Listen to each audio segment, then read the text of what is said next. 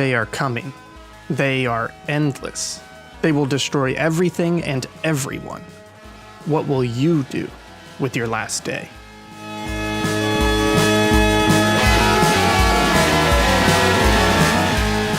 Hello everyone, and welcome to episode 2 of Tabletop RGB. I'm Ian Gibson, your pseudo-host for this episode. Joining us is Kyle Bailey. Hello. And Jake Terrio. Hello there. We're going to be playing The Last Day by Andrew J. Young this episode. This is a small little collective storytelling with minimal mechanics system that we found from the 200-word RPG website. The reason why earlier I said pseudo-host is because this game doesn't have a DM. Everybody plays, and we're all going to help each other develop our storylines in a way. So the way this game roughly works is we have a series of questions based on choices that each of us is going to make. And as we're answering these questions, we're going to develop our individual characters and the story of the game. And I guess we'll kind of help each other out through questions and prompts and suggestions to each other. Does that sound good, guys? Sounds great. Let's do it. Okay, so Kyle, I'm going to kick it over to you. The first choice you have is fight, learn, love, indulge, run, or hide.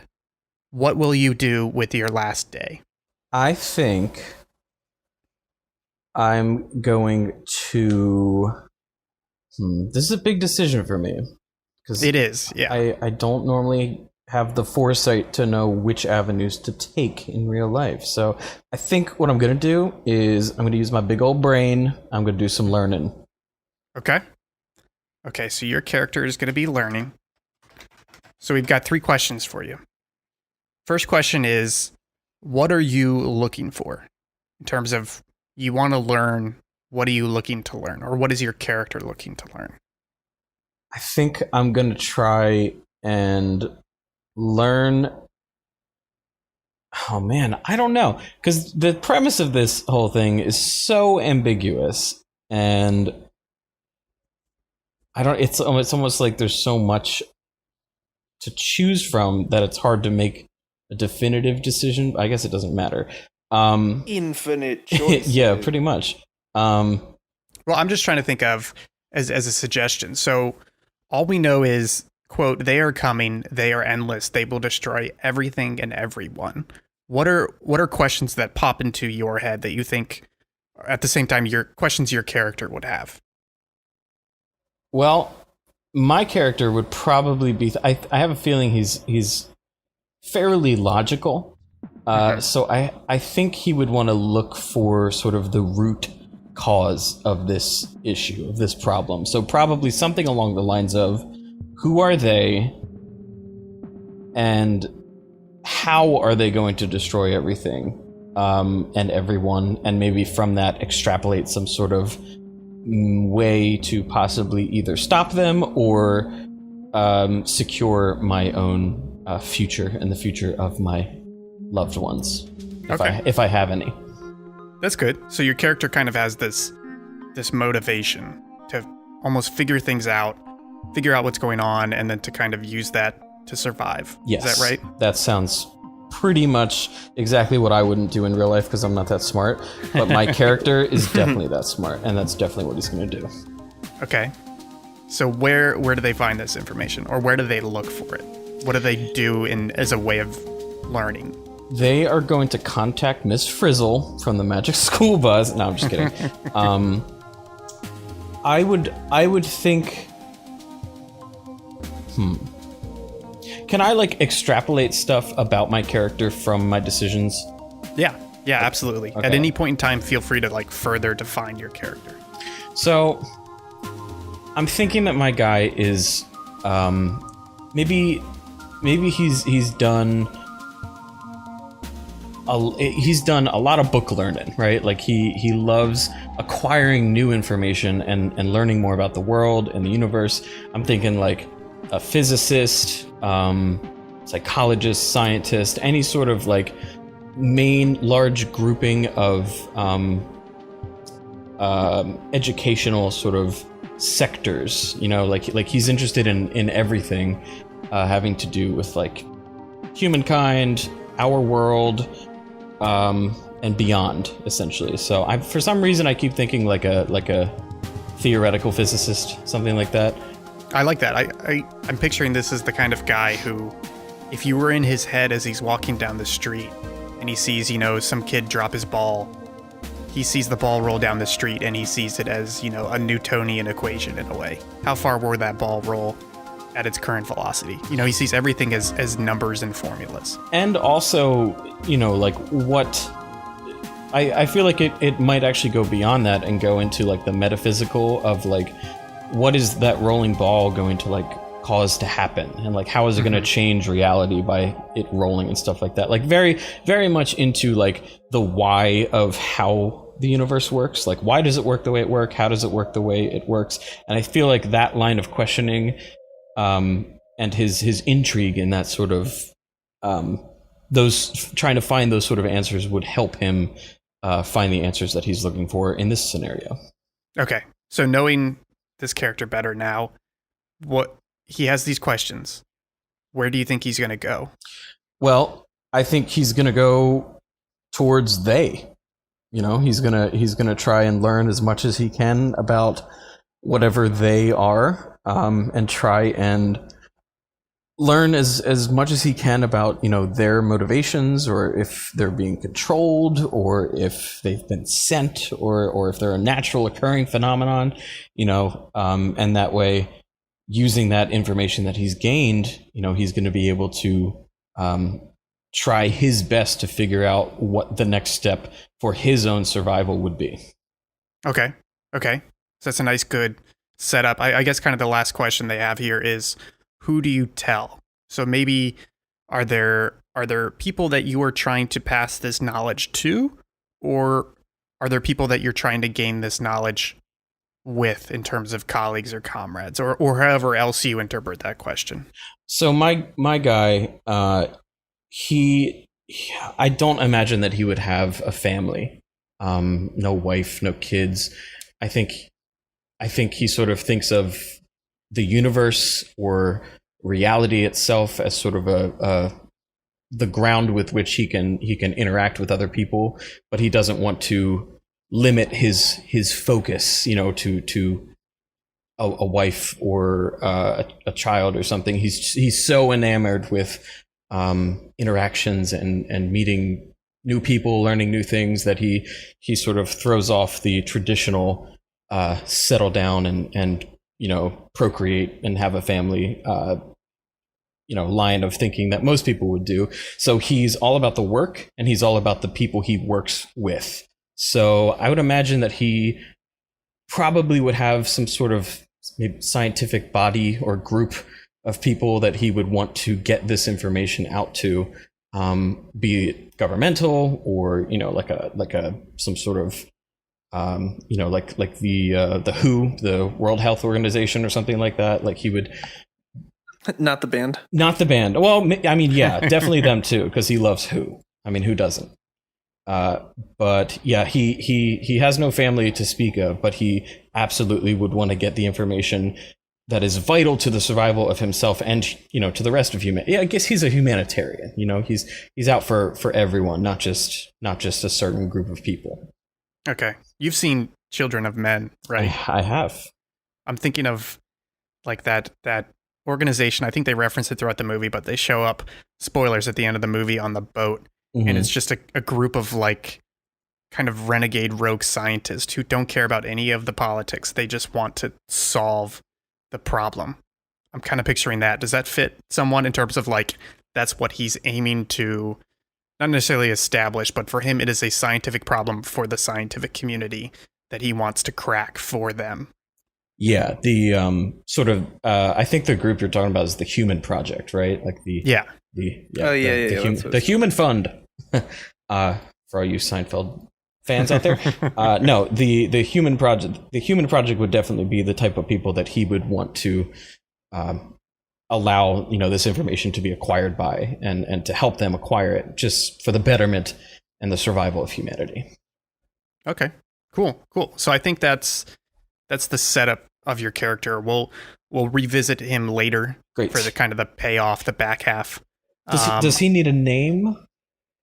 If you want to name him, and I'm going to kind of the system doesn't explicitly say when you are supposed to define your character, so I think Sure. it's just whenever you want to add details, you add details.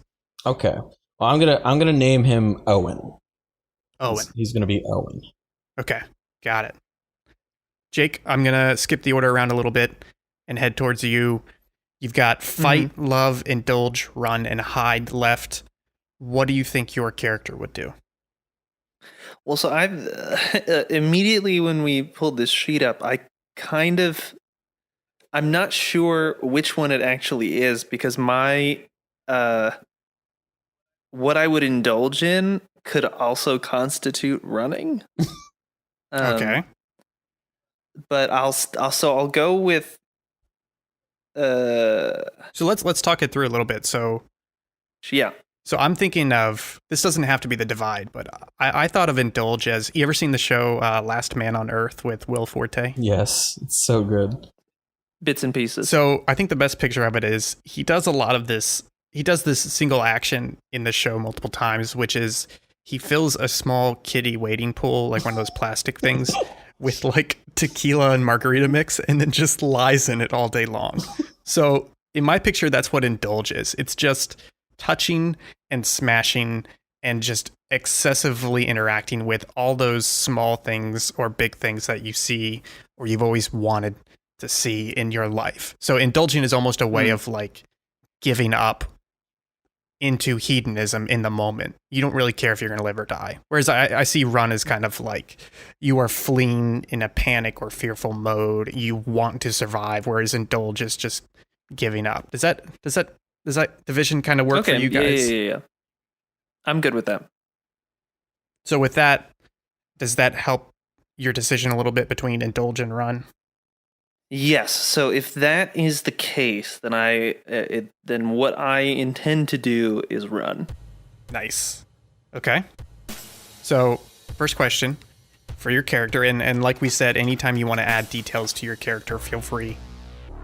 How do you travel? So I'm picturing if we're facing some sort of endless onslaught of something that Owen has yet to figure out. There's really nowhere to go but up. Okay. So I'm in the mindset that space is where I need to get and where I need to be. So the how do I travel I'm thinking I'm not necessarily in a position in which I can call up the government or some rogue billionaire and say, hey, put me in a rocket and shoot me out into space. But I think I could probably take my chances going to like an Air Force base or something and getting myself a suit and taking like a U-2 spy plane or some other very high altitude vehicle and just kind of taking my chances and seeing how far that can get me. Because once you're out of gravity, you don't need much thrust. You just need to point yourself in a direction that you need to go. What about oxygen? That's what the suit's for, man.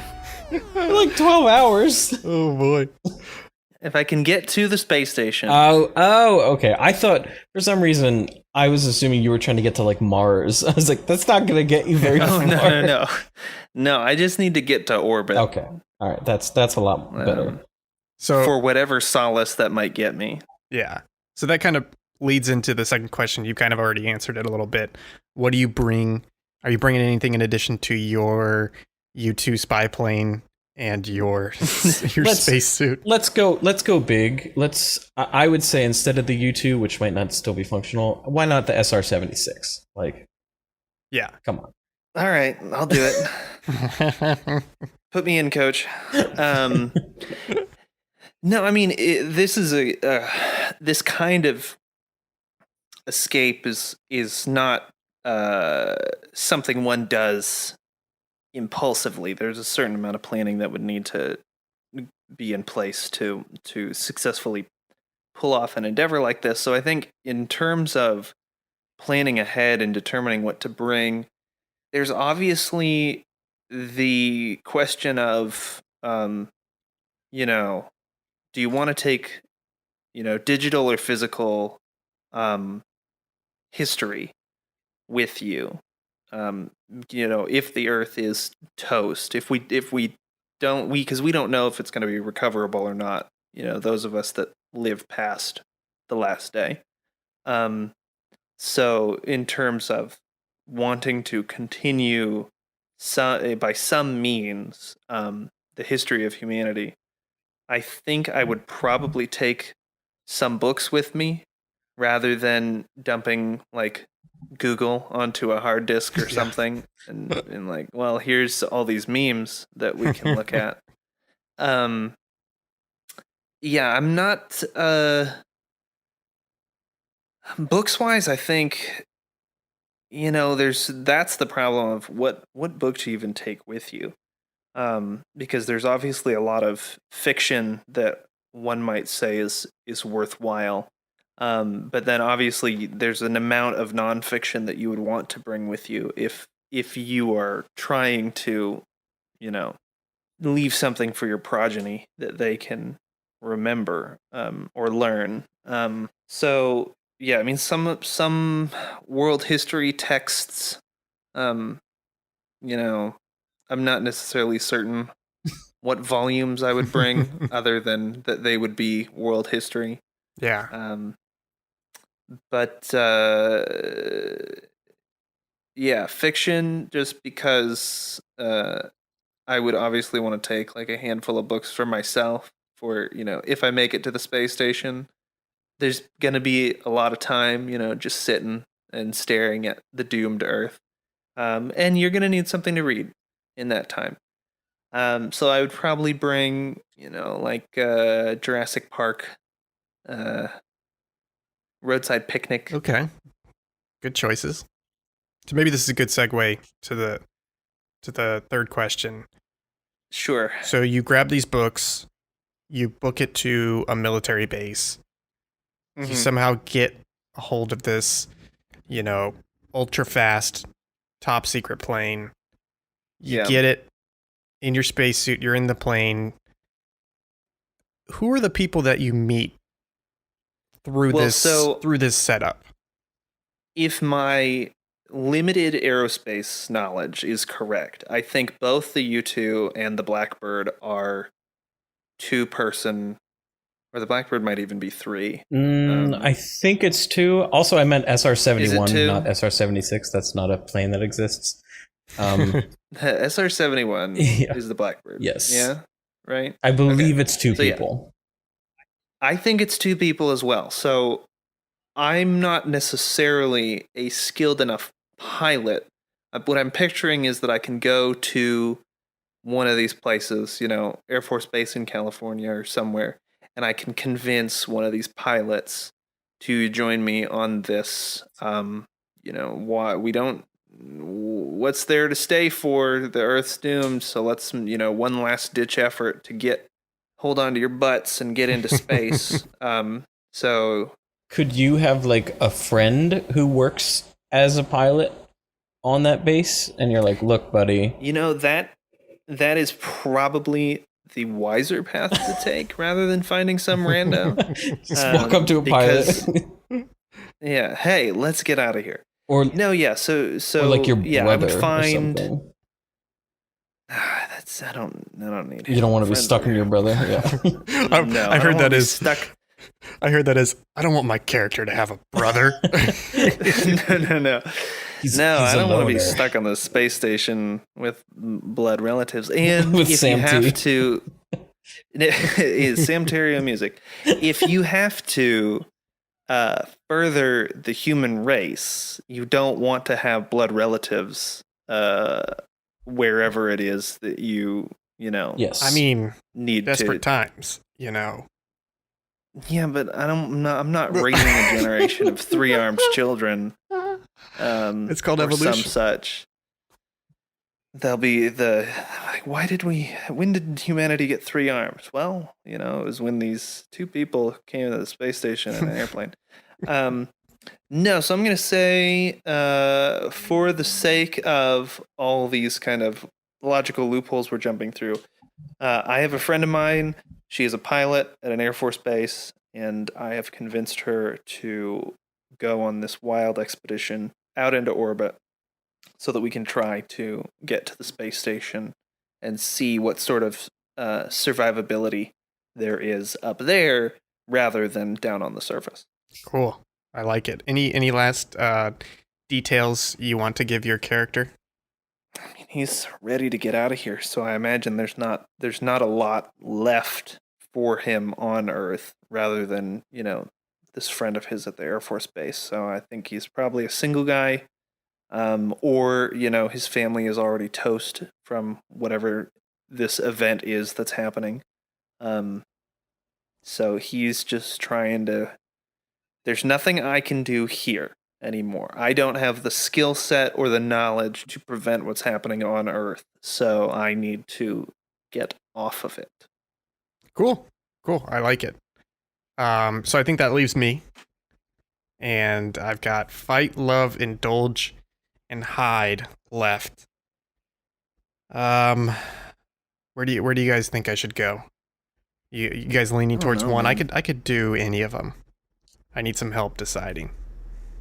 I mean, so Kyle and I have both kind of taken non-combat confrontational hats. Yeah. I just want to know what happens if you try to stand and make a last stand. Okay, I can do fight. But before I start answering these questions, and I'm gonna need you guys' help on this, I'm just trying to picture the type of person who they're faced with overwhelming certainty, as well as every other person on the entire Earth faced with the same overwhelming certainty that this is the end, that this is something that they cannot fight off, and yet they still fight and stand. Who is that person?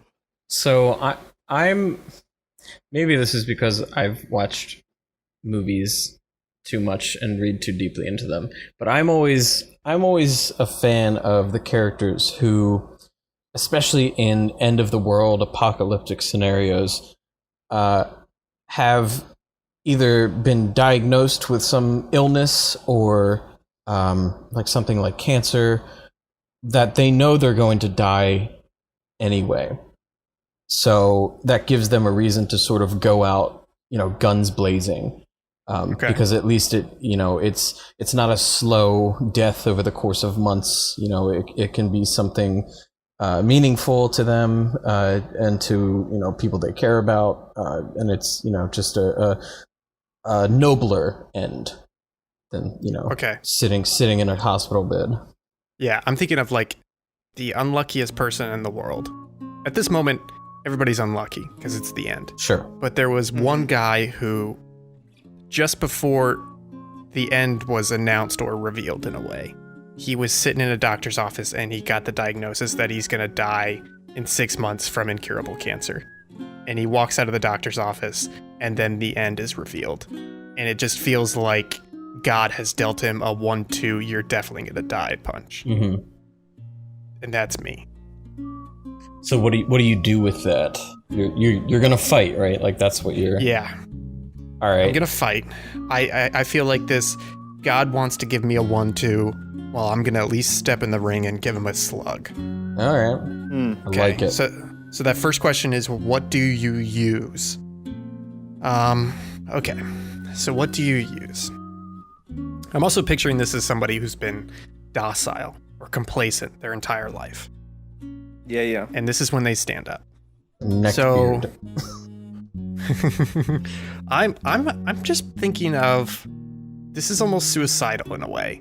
And I'm thinking of Randy Quaid at the end of Independence Day. Yes, please. Perfect. And I almost just picture this guy as he just goes to the gas station, fills his car up, opens the back window, takes the nozzle out, sticks it through the back window, and just starts soaking his entire car in gasoline. Oh gosh. And he decides that the day. first time he sees this threat, he's just gonna drive his car into it and just have it explode. All right. Yeah.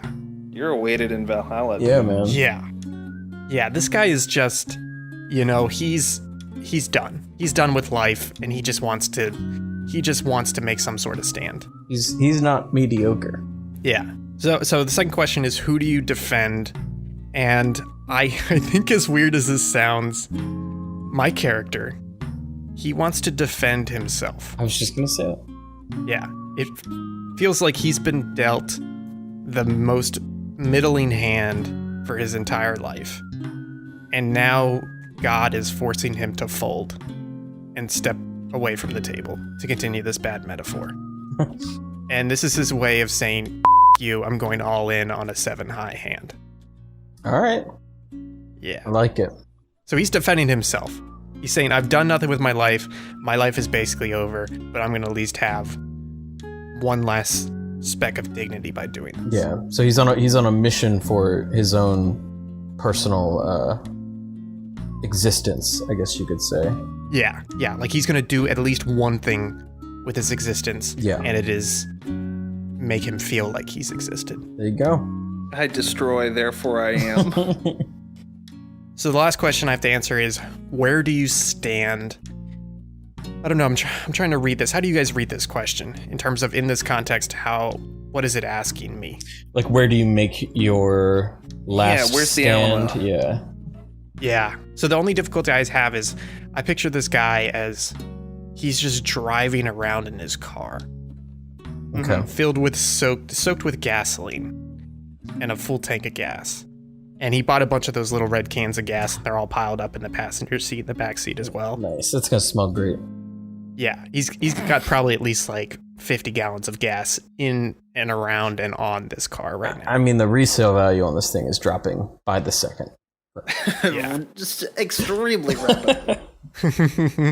I like to think that he's on.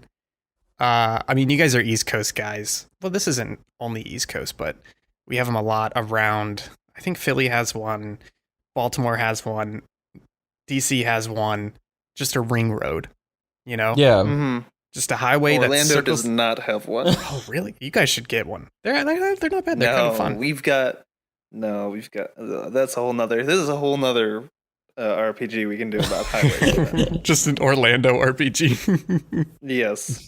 Florida Man episode RPG. 3. Yeah. So he's on. I'm not saying explicitly 695 in Baltimore, but he's on that type of ring road. Sure. He's going 3 over the speed limit. He's in the middle lane, and he's just waiting for one of these end of the world bastards to show up, whatever they are. As soon as he sees it and recognizes it, he's just going to keep going 3 over the speed limit right into it and explode. All right. Other than that, he's just circling the beltway, just circling it. Well, if it's just as a they're coming, they're endless. I'm almost picturing like you might be driving along for a while, and then it's like I need to fill up the tank again. well, no, like Edge of Tomorrow, or like World War Z, where suddenly it's just a swarm, and you drive into it. Yeah, and that's a good segue into the second half, which is basically I've called it the after, but the idea is now that each of us have picked from one of these 6 options, and we now have to figure out what the result of that is in a way. So, Kyle, we're going to go back to you. I think that your section is going to help add some details to kind of this end of the world scenario. So, you chose learn. So, you get to roll 1d10, and that determines how many truths you uncovered in a way. Okay. And then you get to answer the 2 questions from that. Okay. So, you rolled a 7, is that right? Yeah. That's a good amount of truth. I got a 7 out of 10. Yeah, so looking at these, I don't think it's necessarily that you have to explicitly tell us 7 truths that you uncovered. I think it's more just you are more successful than the average at learning things. You don't know everything because you didn't roll a 10. Sure. But you know more than most people. Okay. All right. What did you learn? So I'm thinking that through my guy's logic that he sort of relies on, and his general supreme awareness of our universe and how things work specifically on Earth, Whatever it is this end of the world thing is, I think it's a naturally occurring phenomenon. So it's something that happens every, million years, 5 million years, 10 million years, something like that. Like he basically learns that this has happened before, and it just happens to be now, in 2018, I guess, that it's happening again. It's, I feel like, a combination of almost like supernatural kind of occurrences that are happening on top of like natural environmental things that are happening. So essentially, like, think of like the rapture on top of like a huge earthquake on top of I don't know, something crawling out of the earth and killing people. Like, it's just like, oh god, this is the worst thing, but it's basically like a reset button for the earth. Oh. So I want to hear more about this supernatural stuff. Okay. So the supernatural stuff would be, I think, more along the lines of maybe I'm trying to think, like, maybe like pockets of reality are changing, right? So you can be in one place, and maybe you get caught in this sort of pocket and you disappear and you're flung off into some other alternate universe. But it's just like bubble wrap. Like, you're popping little bubbles, and you can pop them at random, so it can happen anywhere to anyone at any time. So like, you could just disappear whenever.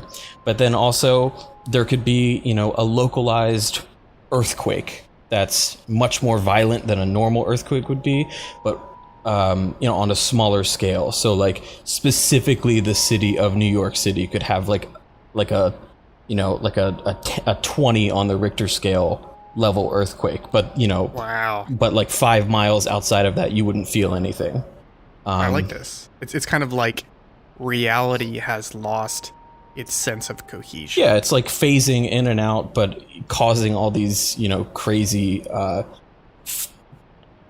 like, reality warping and also naturally occurring phenomenon to happen at the same time.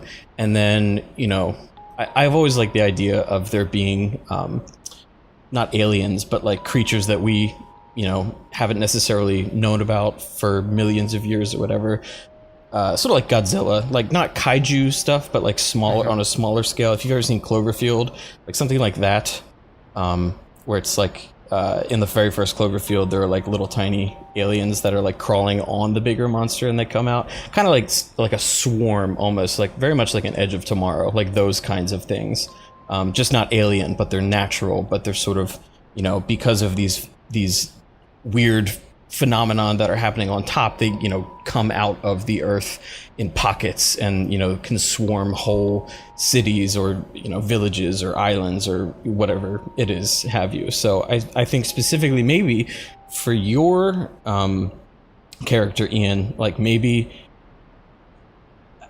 I'm imagining that because these things are so localized, there are so many different reports coming in about like, this crazy thing's happening, this crazy thing is happening, and everyone is just thinking everyone else is crazy, because it's like, there's no way that could be happening. I'm watching this swarm of aliens, come up out of the ground or something like that. So you are focused, your character would be focused mainly on, like whatever it is in front of him, which is maybe these creatures that are just tearing towns apart or Baltimore apart or something like that. Okay. Yeah, I like that. So here's the thing, though. This game ends with everybody dead. Yes. So the question is, why didn't it work? Why did what you learned not matter at all? So it didn't matter because, and I think that this almost brings a sense of peace to my character, where it's like, he gathered all this information and for the most part it looks like he's right. I mean, there's definitely, he doesn't know why this happens every million years or however long it is between these times, but he knows enough to know that there's nothing he could have done, and there's nothing anyone could do with the knowledge that they have now. So I think he's more at peace with himself, in the knowledge that he did what he set out to do for the most part, and that just unfortunately, like there was no real answer. But in that same vein, because there's no real answer or no real solution, he's okay with the fact that, hey, I did what I wanted to do, and he goes out peacefully or accepts his end. Yeah. So I'm going to offer an explanation, I think, for your character, and feel free to reject it. Sure. I almost see it as, it's like if he sees a ball falling through the air, he wants to determine the formula that says when that ball will hit the ground and at what speed it will hit the ground. Mm-hmm. And him finding the answer to that, because it's a natural phenomenon in a way, doesn't mean that he wants to change it. Mm-hmm. It just means that he solved it. So for this whole end of the world scenario, once he realizes that it's natural and cyclical, just because he solved it, he almost comes to a peace, because he says, this isn't something to overcome. This is the same as a ball falling through the air. It is something to be understood, but not changed. Yes. Does that fit? That actually fits perfectly, I think. Wow. That's actually a really good character. What can I say? I like learning, and I learned. Man. I did some learning. So Jake, it's your turn now. First thing you got to do is you have to roll 10d100 to determine how many miles you have traveled. Oh boy. Okay, you rolled a 487.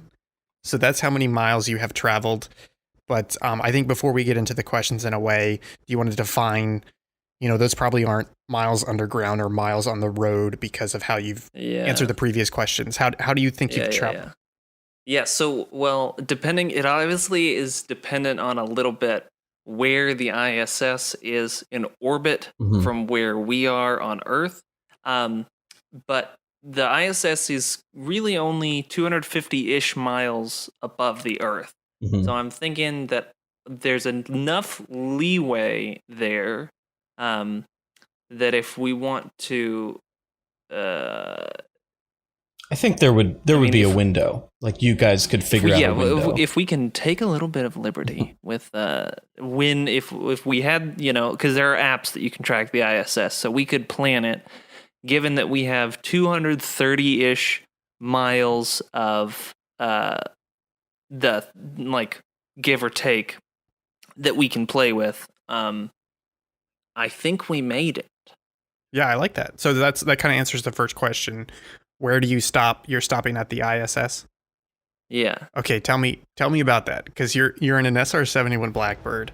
Yes. You're runaways. There's a certain amount of improvisation once we get there, because it would need to be timed in such a way where we would need to slow ourselves down as we were getting out of orbit. Because if we were, just going full blast, escape velocity out into the stratosphere and then up into low Earth orbit, we would either zing right past the ISS or not even catch up to it at all, because it's going some several thousand, crazy amount. Isn't it like 16,000 miles per hour, I think? Some ridiculous speed. That's escape velocity. Yeah. For orbit. So it's going at least that fast. It's going 4.76 miles a second. Wow. So I could run faster than that.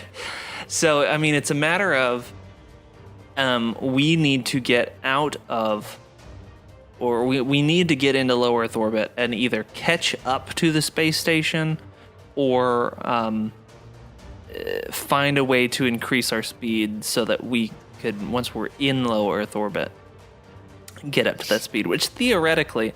I'm just really theoretically here because I am no astrophysicist.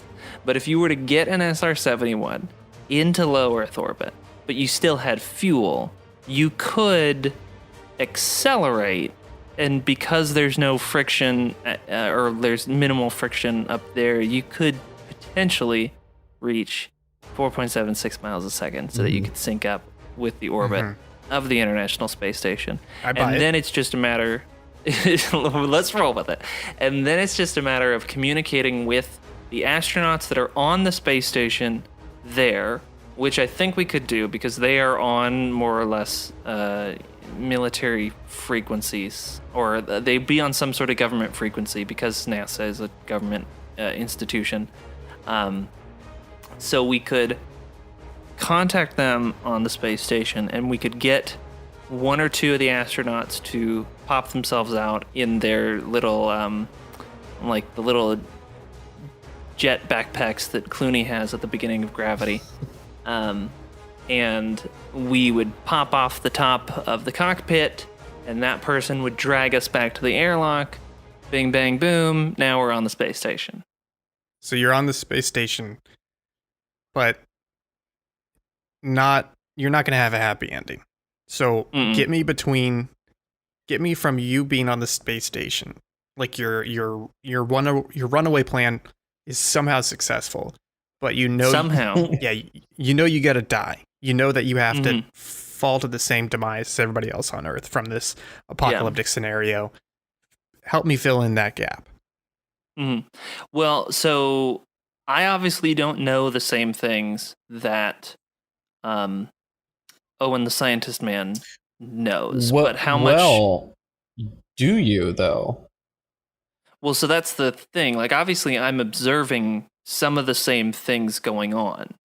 I just don't necessarily know the nuance and the minutia of it. Well, right. One of the things I had with my character, with Owen, was that he would try to get the information that he learned out to the scientific community at large. And I would assume that would include NASA. So I would also assume that the astronauts on board would be well aware and informed of my findings. And even though they might not be able to do anything about it, as far as I know, they at least would know my conclusions and the data that I got for them. So they would probably be like, all right, well, you worked so hard to get here. You want some answers? Right.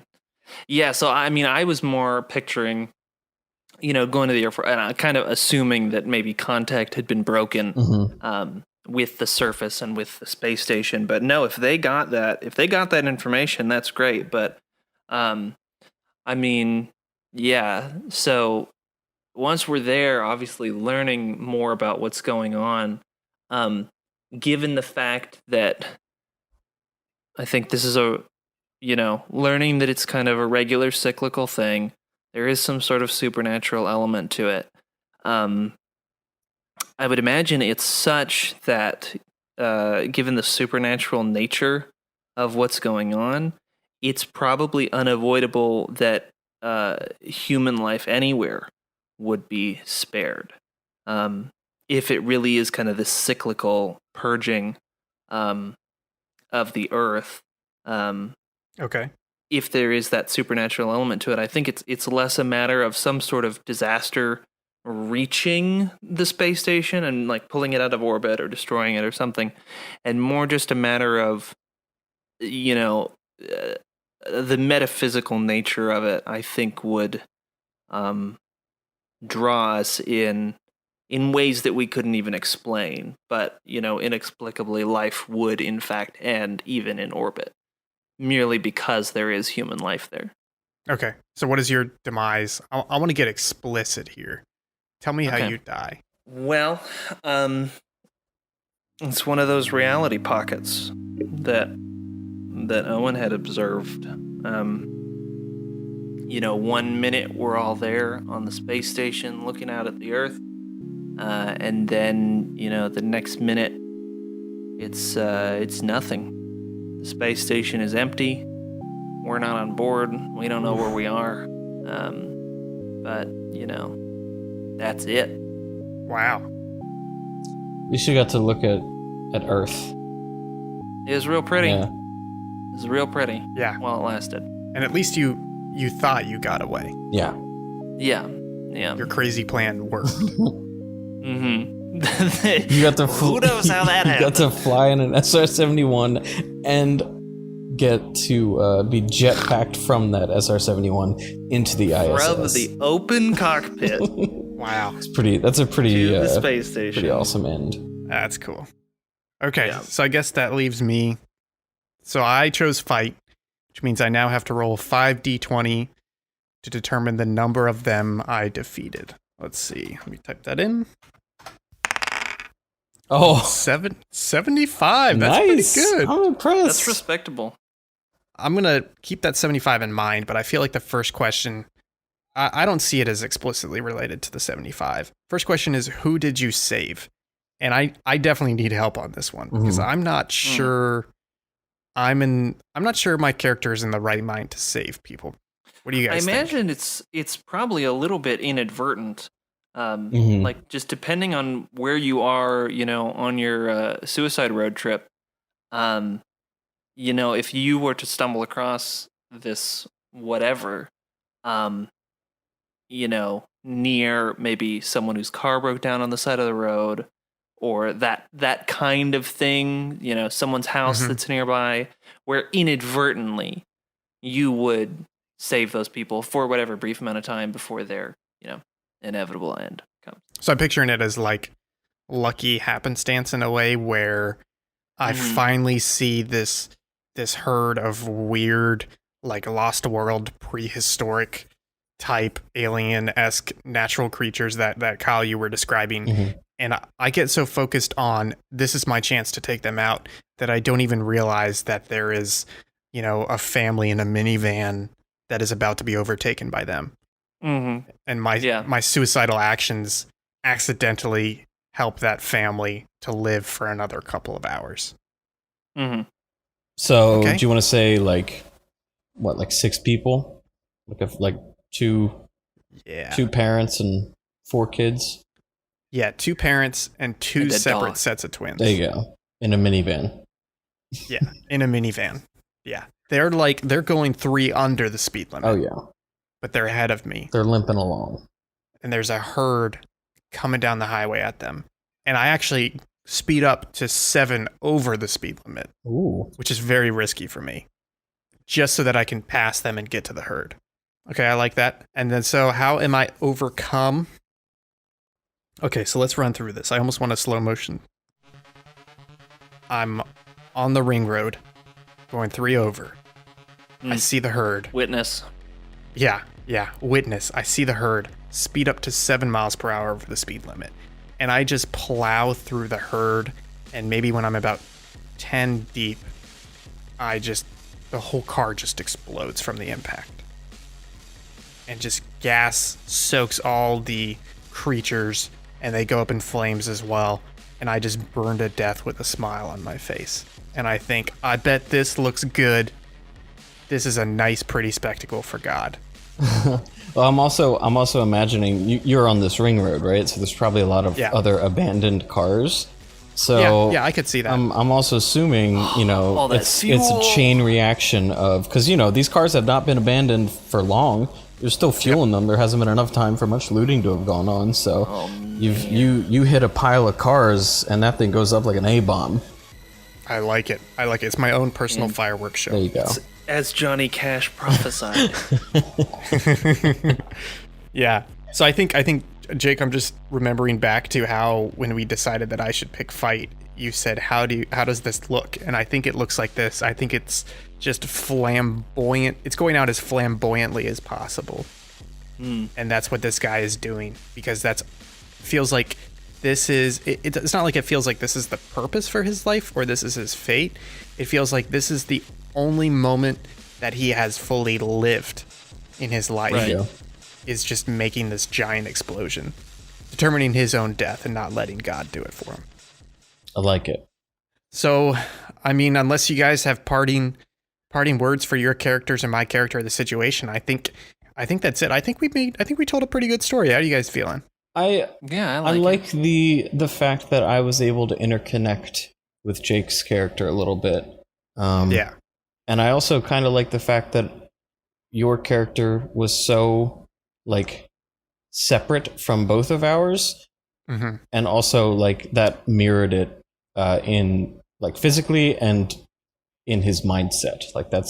Was very well done. Very well done. If I was looking closely, I might have been able to see the ring explosion from orbit. But now there's just a copy of Roadside Picnic floating through an empty space station. I was a little worried running this system because it is an RPG, but it's so atypical. It's probably not what you guys are used to. It's not what I'm used to. It's very ambiguous, and I like that. And it also allows it to be shorter, which is always nice. Yeah, and I like that there's no real outcome. There's no real mechanics of success or failure deliberately. It's kind of just like, hey, we're going to guide you along in telling a story with other people. And it doesn't matter necessarily the dice you roll, and it doesn't matter whether you're successful. There's no big bad evil guy. It's just tell a story. And I like that. I like it. I'm here for it. Yeah, I'm all here for it. I wish I had I mean, with most of like D&D stuff, like I wish I could have known my character before I chose my character, because I would have come up with like a way better. Like I'm happy with what I came up with as far as my answer to like what did I learn. But even as I like was finishing up, okay, this is like sort of what I learned. I was thinking like, oh man, I just thought of like a better like reasoning for this thing that's more unique. And I don't know. I wish I could have extrapolated in my own head for longer. Yeah, it's funny you bring that up, because this reminds me of, I've seen in some other larger RPG systems where they have something similar to this as part of character creation. So you go through a miniature system like this to create your character, and then you actually play. That's such a cool idea. Except they don't die at the end of character creation. Well, you say that, but I forget the name of the system, but somebody told me a story about how the character creation had a bunch of different roles and stuff, and there was a chance that you could accidentally roll to kill your character of cancer when they're like 25 or something before the game even starts. You have to restart character creation. Let's play that one. Let's do that one. Well, thank you, Kyle and Jake, for joining us. Where can we find you? Kyle, go ahead and kick it off. You can find me on Twitter and Instagram at Kyle of the Beard. And Jake, where can we find you? You can find me on Twitter at _Jake Terrio. That's THERIAULT. Because don't try to figure it out from how it sounds. And you can find me on Twitter at Think Gibson. And you can also find Subpixel, our brand new podcast feed, which includes Waveform and this very show, Tabletop RGB. It's currently available on iTunes, and it'll be on other podcast providers soon. You can also watch all of our content on YouTube, and honestly, the easiest way to find our channel is by going to subpixelfilms.com. That'll take you right to the YouTube channel. Please, watch our videos, like our videos, subscribe to the channel. We put new stuff on there. Share them with your mom. Share it with everybody. We put new stuff on there all the time. And if you really, really want to keep up to date with us, follow us on Twitter, Facebook, and Instagram as Subpixel Team or at Subpixel Team. And we update you on all of our releases, all of our content as they come out, little clips, little news bits, etc. And most importantly, thank you for listening or watching this episode or however you're consuming it. Thank you so much. You're keeping us going. Jake and Kyle, thank you so much for joining us. Thank you. It was fun. Thank you, man. Bye, everybody. Gucci.